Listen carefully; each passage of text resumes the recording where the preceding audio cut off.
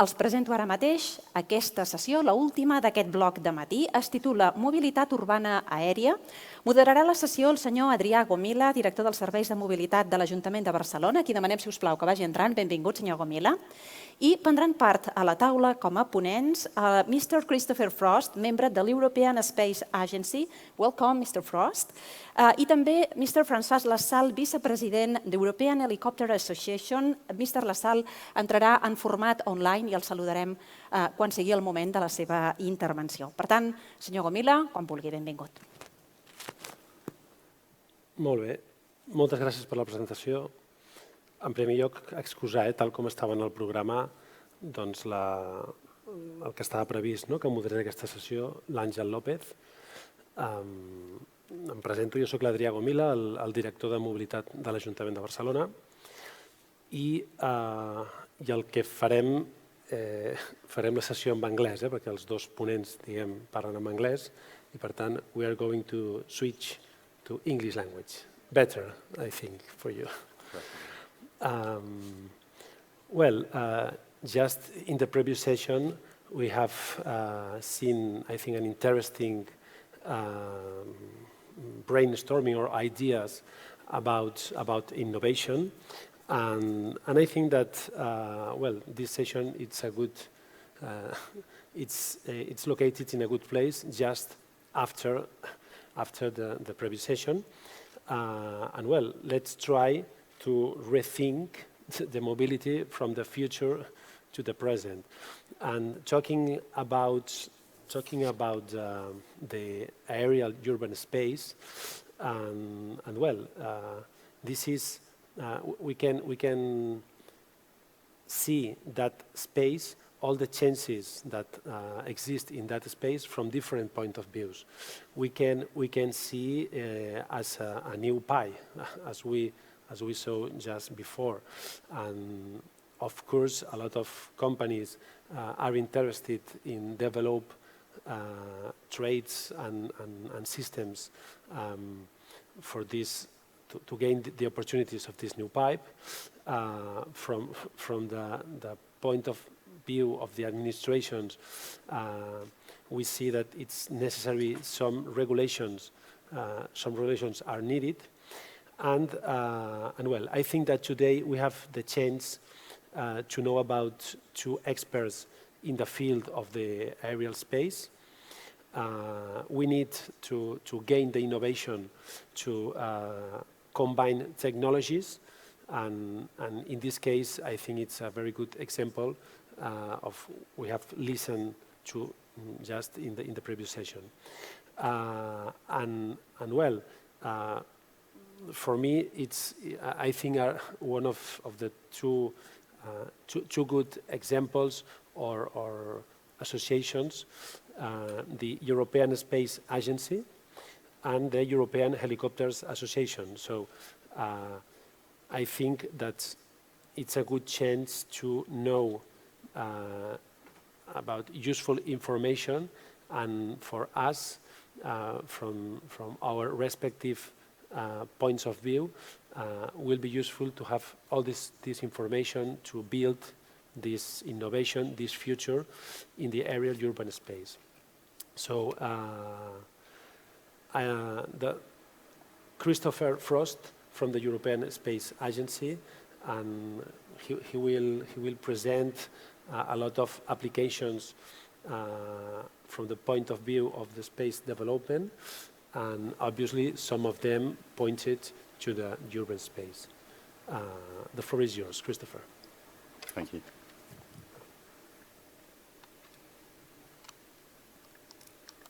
Oops, okay.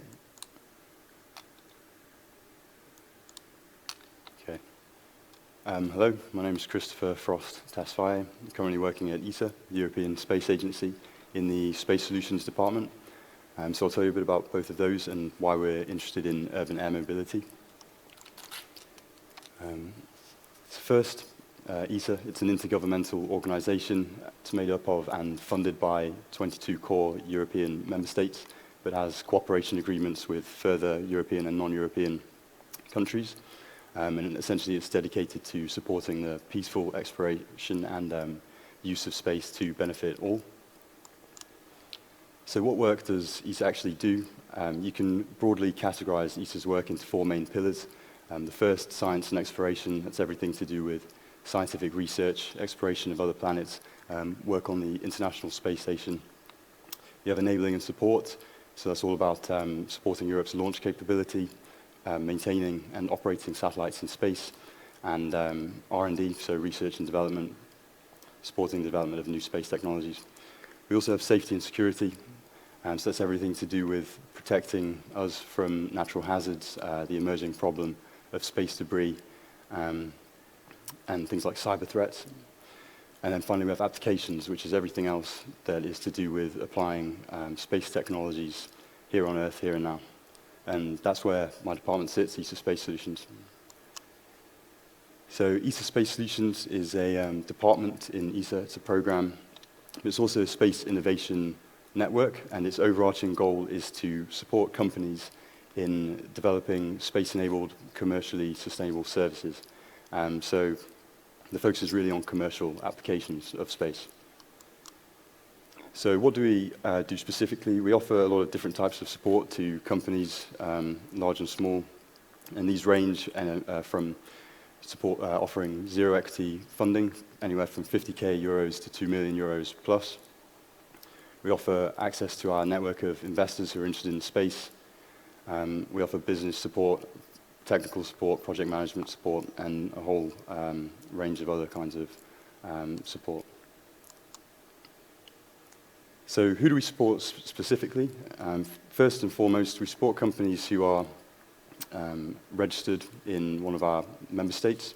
But beyond that, as I mentioned, we support companies who are looking to use space technology and data to create commercial services. And when we say space technologies, usually we're referring to satellite Earth observation, satellite communications, satellite navigation, but we have supported other companies that have used other space technologies or other technologies designed for use in space or services for the space sector in general. And we support companies who want to develop solutions for any market, so that could be maritime, agriculture, energy, transport and mobility. So this is a bit of a snapshot of the general workflow of our programs, and a bit of an idea of what's in it for us, in a sense. We aim to attract companies of all shapes and sizes, and then they can be guided to the relevant program depending on the maturity of their business or the maturity of their idea. And the output that we're looking for is a return to our stakeholders, so the aforementioned member states, and that can be by way of revenues to the company and therefore taxes paid in their home nation. It can be through new jobs created, support to sustainable development, and generally building Europe's and growing Europe's space business ecosystem. So there are several programs under the ESA Space Solutions umbrella. We have the Investor Forum. We have a team who basically set up pitch events to allow our portfolio companies to pitch to investors to try and raise additional funding. We have the Business Applications Program, which runs feasibility studies and demonstration projects. Feasibility studies basically allow companies, their exploratory activities, they allow companies to actually investigate their ideas for new space-enabled services, so carrying out a lot of user engagement, assessing the technical and economic viability of the service. And then we have demo projects, which are a follow-up to those, allowing the company, supporting the company to actually develop and demonstrate a solution live with customers on board. We have the business incubation centers as well. There are over 20 across Europe, and they essentially take startups under their wing for up to a 2-year period and offer a lot of the different types of support I mentioned on the other slide. And we finally have the ESA Near Me network as well, which offers a lot of different kinds of support, anything from helping individuals, companies understand ESA, its programs, space technologies, and even supporting with preparation of applications as well.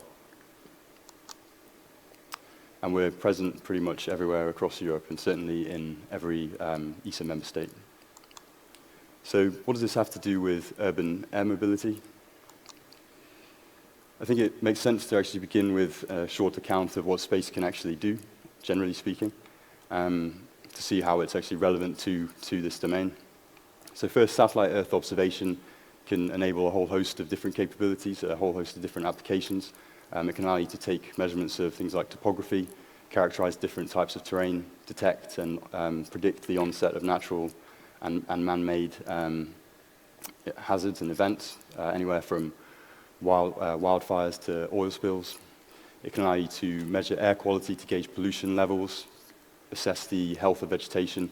The list is really endless and growing every day. With respect to urban air mobility, we foresee applications of space in areas like enabling the safe operation of drones and small aircraft through things like weather forecasting, providing mapping and topographical data to support mission planning and safe mission execution. And there are a few other more futuristic applications that we expect to manifest.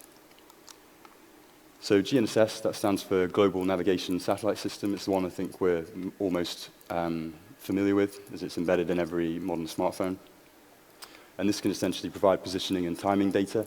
When augmented, that can be really down to extremely high accuracies as well, which can allow for additional applications. But ultimately, you can use this to track people, vehicles, goods. You can use it to navigate vehicles. You can use it to create geofencing applications. And it can essentially offer all of these benefits to drones and small aircrafts within this context. So satellite communications essentially allows you to transmit information anywhere on the planet, and has a few distinct benefits above terrestrial alternatives, one of which is coverage. It can allow you to essentially get connected in regions where terrestrial connectivity is missing or lacking. It can allow you to extend the coverage of terrestrial connectivity, give you a better streamlined service continuity, and it can act as a backup to terrestrial communications as well, because it's less susceptible to disruption from extreme weather and so on. And again, it can essentially offer these benefits to small aircraft and drones. So a few quick examples of some of the work that we've undertaken in this space already and are undertaking. This is an example of an ESA business applications demonstration project that was run and finished, I think, earlier this year. And this essentially supported a company in developing and demonstrating a solution to deliver medical goods via drone. And they demonstrated the solution with NHS Highlands, so the National Health Service, towards the west of Scotland, and they, in a region where the sort of undulating terrain and the island geography actually makes it very difficult to transport goods, particularly medical goods, and certainly exacerbated by the current pandemic. And they proposed this solution to that problem with their drone solution. The company is called Skyports. And we were essentially able to support them because the solution relies on GNSS for certain parts of the navigation, following preset paths. Satellite communications is a sort of redundancy communications link, which adds resilience to the solution and allows it to pass certain regulatory approvals, safety regulatory approvals. And they actually use satellite Earth observation for the mission planning as well to make sure that weather wasn't becoming too much of an issue. So the ESA Business Incubation Centres have actually supported some companies in the past as well that were working directly on building electric and hybrid vertical takeoff and landing aircraft. And again, they were able to support them because they were embedding GNSS capabilities into their vehicles. And some of them have gone on to raise a lot of further funding through private investment and the like, and probably looking at trying to become commercial over the next 5-10 years, I guess. Another ESA business applications demo project that's currently running, this time the company are looking at more the flight management services aspect. So essentially, the flight management services aspect, initially targeting the market of drone services for maritime surveillance, but with a future look towards urban drone services. And they're essentially trying to help operators improve mission safety and efficiency by analyzing drone performance data and situational awareness data as well, with the latter coming from satellite Earth observation data. So in the business applications program in particular, we often run themed initiatives where we essentially establish a theme and a statement of work and ask companies to submit proposals for their business ideas that address that theme. And we often work with strategic partners as well, whether that's government agencies, foundations, other institutional actors, to better define the theme and the statement of work to help companies understand a bit better what the market need looks like. And these are some examples of initiatives that we've run past and present. We had a dedicated initiative on space for urban air mobility that was asking for proposals for feasibility studies to help companies assess where the market need actually is, and there are contracts being signed for that as we speak. We have a few other initiatives upcoming as well, so space for aviation safety evolution, space for social and environmentally friendly mobility. So again, if you have ideas for these, then these could be interesting opportunities for you. In terms of future outlooks, I mentioned this Space for Urban Air Mobility initiative that was running. This was developed in tandem with certain cities across Europe, and these were some of the sub-themes that manifested. So essentially inviting companies to actually undertake studies to better understand if there's or where the market demand is with respect to services such as drone-based goods delivery, emergency services, whether that's delivery of medical supplies via drone or even medical personnel and drone ambulances, air traffic integration, so how do you actually create these services without essentially causing havoc? How do you seamlessly integrate them with other types of air traffic, manned air traffic, etc.? And finally, passenger transport, which is the entire ecosystem of passenger transport, everything from the infrastructure, whether that's takeoff and landing, electric charging, to communications of the vehicles with the environment, integration with public transport, and developing the vehicles themselves. So thank you for listening. If you'd like to find out more about the programs and so on, you can either visit our website, send me an email, or find me after this session. Thank you. Thank you. Thank you, Christopher. Now I'm going to introduce the second speaker, François Lassalle, from the European Helicopter Association. The floor is yours, François. Thank you. Can everybody hear me? Yes, yes, yes. Perfect. There's a little bit of a delay, so I shall try and speak as quickly as possible. And first of all, I don't have any slides, so you'll be pleased to hear that, but maybe you've got to stare at my face for the next 15 minutes. So I apologize for that. Unfortunately, we couldn't get the slides in. So I'm going to talk through the European Helicopter Association's outlook on the new air mobility strides forward that the industry is making. But thank you for inviting me to speak to you today. And I'm glad you said that we were switching to English, because I thought you were going to ask me to speak in Spanish. It would be an unmitigated disaster. So I look forward to talking over the next couple of minutes about the European Helicopter Association's outlook in this area. And look, you know, our population growth and our traditional traffic infrastructure is pushed to its limits at the moment. Mobility, therefore, is expanding into this third dimension, which is the airspace above us. So you had a great presentation from Chris there talking about some of the stuff that they're doing.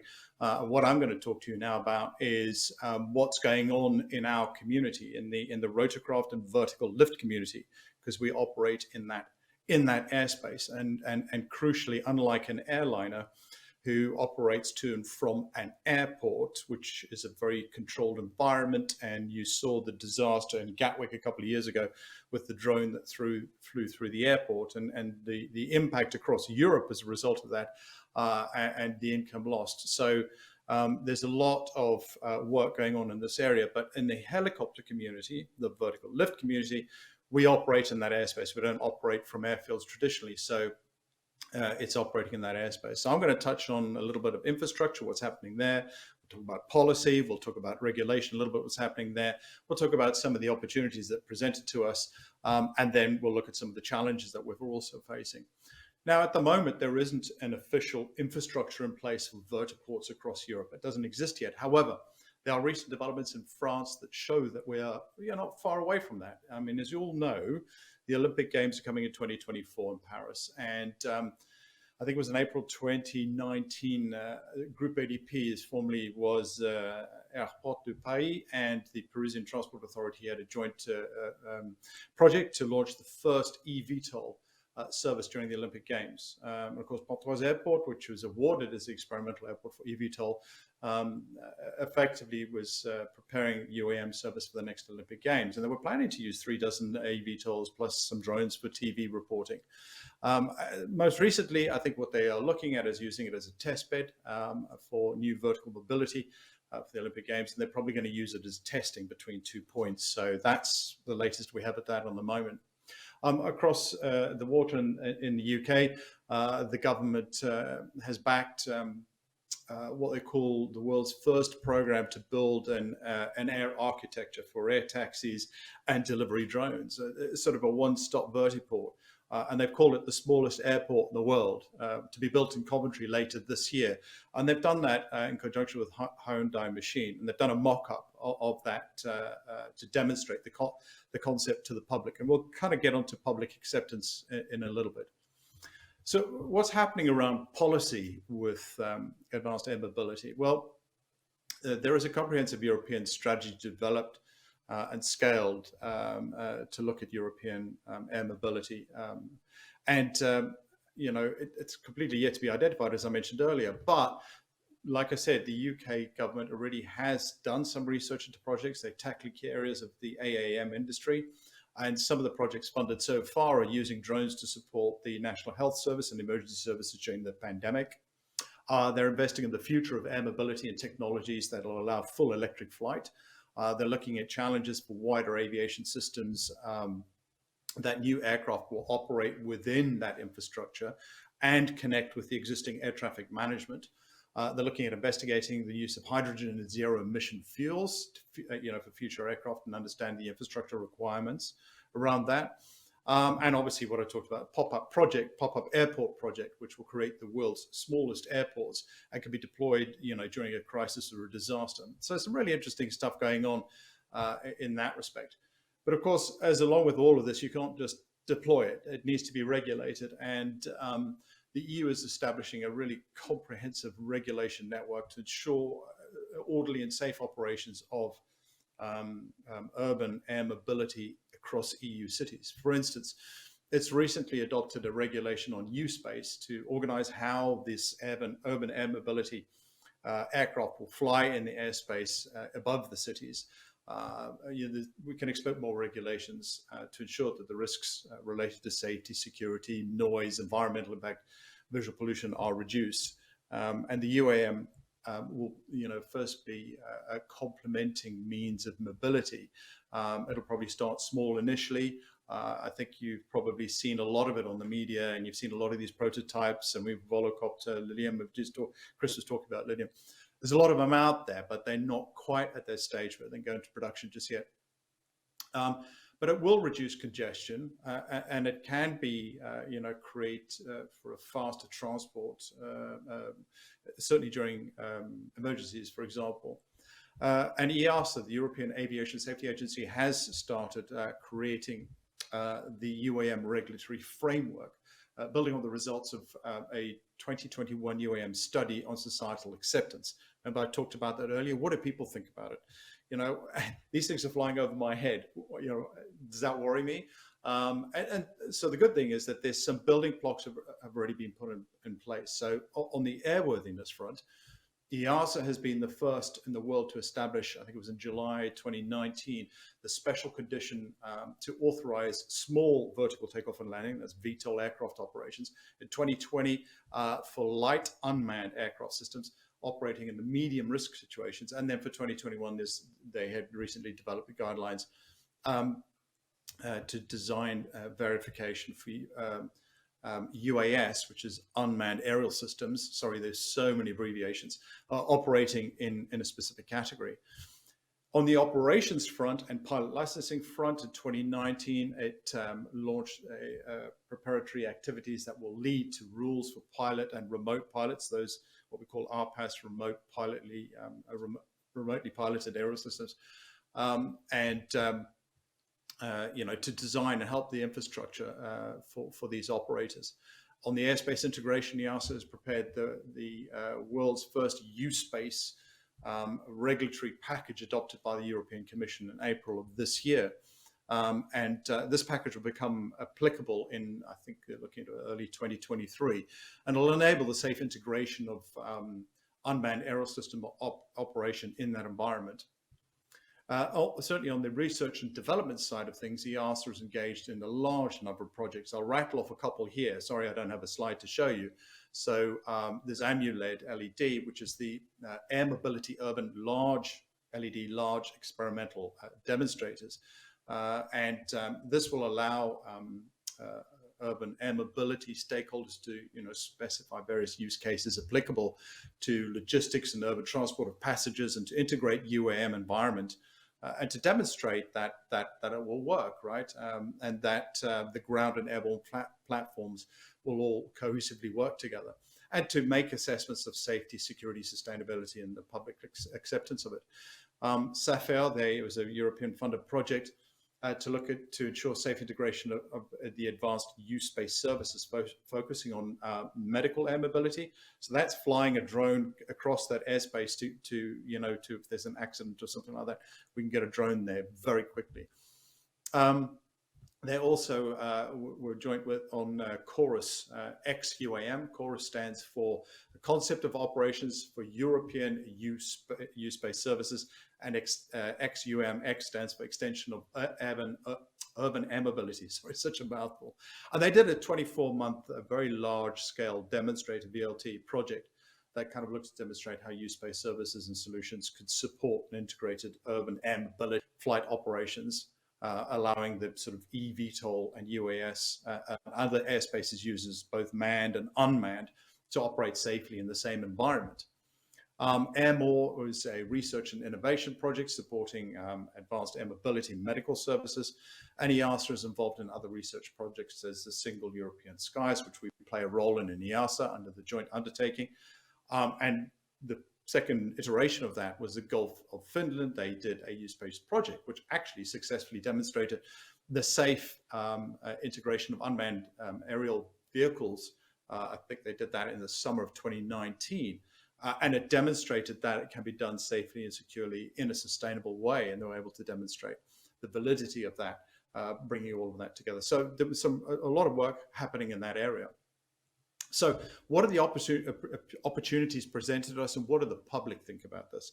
And EU citizens' acceptance and confidence in future UAM is absolutely dependent on this all coming together, right? So, their confidence is going to be really dependent on the successful deployment of urban air mobility across Europe. EASA conducted a comprehensive study on the societal acceptance, I talked about that earlier, on UAM operations across the European Union to guide this work. And the study was carried out together with the consulting firm McKinsey & Company and Arup Sound Lab between November 2020 and I think it was April 2021. EHA, we actively participated in this survey. Now, based on thorough research, a literature review, local market analysis, surveys and interviews, it examined the attitudes, expectations and concerns of EU citizens with respect to this. And here are a couple of the takeaways, right? So one, EU citizens initially and spontaneously expressed a positive attitude towards the UAM, seeing as it's kind of new and attractive means of mobility, and a majority are ready to try it out. The notion of the general public and interest as a determining factor for acceptance, there are use cases need to be designed and the benefit demonstrated to the community, such as medical or emergency transport and connecting remote areas to become better supported is one of them. The main benefits from UAM are faster, cleaner and extended connectivity, which interests a lot of the population. When they were encouraged to reflect on the sort of concrete consequences of potential UAM operations in their city, a lot of EU citizens indicated that they They want to limit their own exposure to safety, noise, security, and environment. Now, who wouldn't? I mean, these things are flying over your heads. You've all seen the videos of Amazon sort of like, we'll deliver the package to your front door. And, you're probably thinking, well, how does it navigate its way through this airspace to arrive at my front door? And if you haven't thought about it, I certainly have. And so the good news is there's a lot of brains and investment behind this, bringing it all together. Safety concerns predominantly come first, but the study also showed that citizens trust the current aviation safety levels, and they would be reassured if these levels were applied from aviation, the world that we live in on a daily basis, across into urban air mobility. Of course, noise was the second major concern expressed, and the study indicated that the level of annoyance versus acceptance would vary with familiarity of the sound. And the distance, duration, and repetition of sound. And for those who've lived in cities, they're quite noisy environments. But these things flying overhead, there's a lot of cities, New York's a good example of that. Helicopters flying overhead was a challenge to a lot of people living in there. But obviously what UAM's offering is quieter, less pollution in terms of air movement. The results also demonstrated limited trust in the security and cybersecurity of UAM. That kind of came out, which would require, preventative measures, obviously. And the integration of UAM into the existing air and ground infrastructure must respect the residents' quality of life and cultural heritage of older European cities. And of course, that's got to be crucial to this. Those vertiports, how do they plug into the holistic infrastructure is going to be crucial. And then finally, local residents and authorities felt, directly affected by the deployment of UAM, but they want to engage and play an active role in its implementation, which is great news. So let's go through a couple of the challenges, that still need to be worked through, right? So there's a couple of startups, and in fact, there's several startups, but a couple you probably have seen before is Volocopter and Lilium. I think Chris showed one picture earlier. And they were able to attract a lot of investment, and there's also Airbus, right? So Airbus are doing it, Bell are doing it. So a lot of the helicopter manufacturers are in this space already. But, up to now, there's a lot of investment, but this is not easy, right? And to take a small drone and fly it is one thing, but to take a bigger drone, design it, certify it, put people in it, and fly it autonomously is a whole different ballgame, and there's a huge amount of investment work going into that. We're looking at, I think, Lilium has their model. Volocopter expects certification, I think, by 2023, and launch operations in the same year. And I think Lilium is looking at operations in 2025. I think that's the latest information I have anyway. Obviously, the second challenge that has to be overcome is the infrastructure and how it integrates into a holistic transportation system. Those are yet to be defined, and their rules and certification have yet to be defined as well. So there's a lot of work to do there. Obviously, above I mentioned the research projects need to provide answers to the safety-related and certification-related issues, and clearly collision avoidance. Obviously, that's what people are most concerned about. And the pilots flying in helicopters are obviously as incentivized as everybody else to make sure that we've got a good integrated system where we have good separation and deconfliction.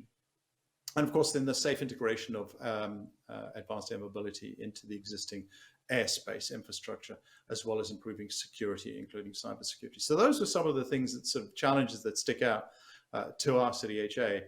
But I want to raise one last thing as my parting shot, which is another important issue to note, is that there's a lot of safe operational expertise and skills exist within the current helicopter community. And there's a lot of drive behind the advanced air mobility market at the moment. There's a huge amount of heat, there's a huge amount of investment, and that's driven by, a lot of it's driven by technology companies.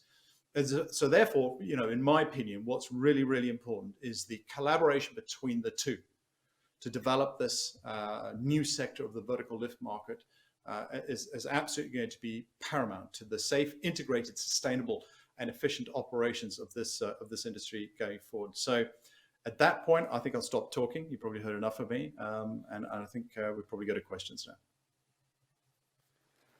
Thank you. Thank you very much, Francois. Okay, I think two very interesting presentations to open the scope about this new space. Now, I don't know, Eva, if we have any questions from the audience or...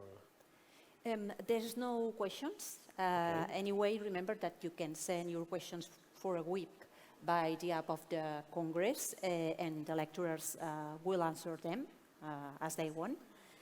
Thank you so much, especially Mr. LaSalle. Thank you so much for being here all the way from Ireland. I think it's Ireland. Yep. Yes. Trust me, I wish I were with you rather than here. Thank you so much to be here.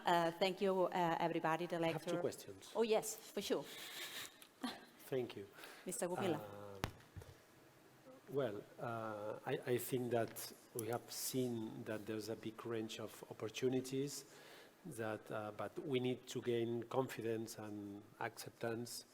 And well, we need regulations, pilot demonstrations just to gain this confidence.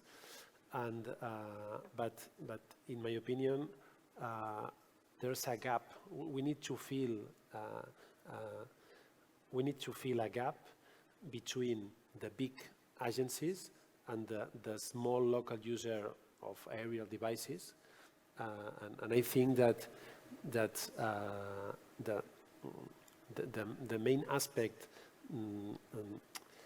more away than the regulation, the infrastructure, the demonstration, okay, but how to gain this? I think that we need some actors that could fill that gap, okay, between the big agencies and the small users. What kind of actors do you think could fill this gap? It's open for both of you. For example, I don't know, Christopher. Just a question though, when you say the big agencies, you mean the regulators? Yes, but between the regulators, as you, the European Space Agency, the the European Agency, but I mean, is big operators. I can have a stab at answering that, Chris. Okay, thank you, Francois. You know, look, I'll talk from an EHA, European Helicopter Association perspective. I think you raised a very valid point. I think what my presentation, what Chris's presentation highlighted was that how many different stakeholders are in this business. Yes. There's a lot of investment and a lot of energy behind it all, but this is different to the electrical car market, for example, right? There's huge development there. This is a much more complex three-dimensional problem to solve. And so therefore, from an EHA perspective, to your question, is how do we fill that gap? For us, it's about facilitating a conversation against all the stakeholder groups, bringing them together. You know, we play a critical role in bringing those groups together with the best expertise and skills in airspace knowledge to collaborate with the new technology companies.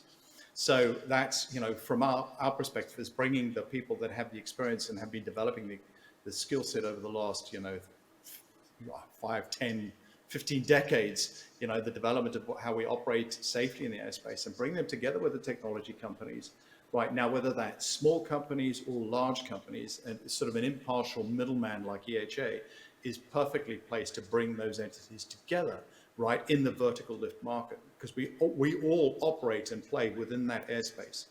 And, you know, I think it's important that we recognize that as part of the Single European Sky, you know, project that we're contributing to help develop this, we see ourselves taking a very proactive role and being recognized as a key stakeholder in advanced air mobility across the European market, and bringing decades worth of experience operating in this airspace to collaborate with those new technology companies, smaller operators, whether they're remote, whether they're autonomous, whether they are moving people or medical or supplies or goods, whatever it is. I think it's important there is a single point to bring those people together to have a joint conversation, whether it's the regulator, whether it's the end user, the people that live in the cities and have to have these things fly over their heads, whether it's the companies, whether it's the aviation institutions and the manufacturers, are all important. And that's the place that we sit in to try and bring them together. Yeah. I'll probably just add as well, I think Francois is absolutely right, bringing stakeholders together is the key. I mentioned briefly in one of the slides that that's something that the Space Solutions Programme actively tries to do when we draft new initiatives. We actively will be working with stakeholders in the industry so that younger companies can get on the programme and then actually have a direct sort of line of communication to those actors to help them better develop their solutions and demonstrate them as well.